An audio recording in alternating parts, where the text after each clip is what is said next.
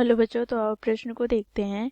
निम्नलिखित व्यंजकों में कौन कौन से एक चर में बहुपद है और कौन कौन नहीं है, कारण के साथ अपने उत्तर दीजिए। बच्चों देखो, यहाँ पर हमें बहुपद दिया गया है y² प्लस √2। तो दिए गए प्रश्न की मुख्य अवधारणा की बात करें तो बच्चों देखो, यहाँ पर एक चर में बहुपद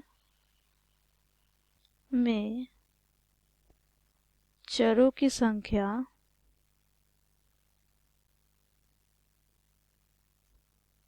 एक के बराबर होती है। बच्चों यहाँ पर चर किसे कहते हैं?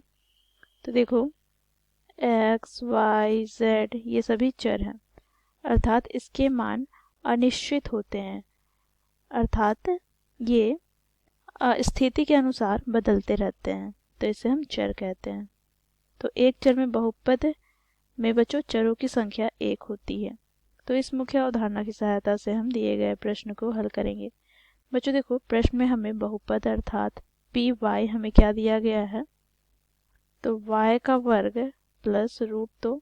बच्चों इसे हम क्या लिख सकते हैं? तो देखो, 1 गुना y का वर्ग प्लस यहाँ पे √2 गुना y की घात 0।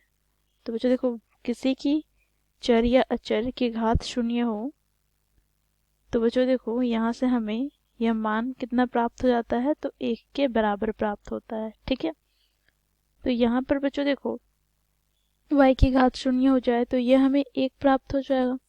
तो यहाँ से हम देखेंगे तो दोनों ही पद, देखो चर की बात करें तो दोनों में ही y चर मौजूद है। ठीक है, अर्थात देखो चरों की संख्या कितनी हो जाएगी? तो पी वाई बहुपद में चरों की संख्या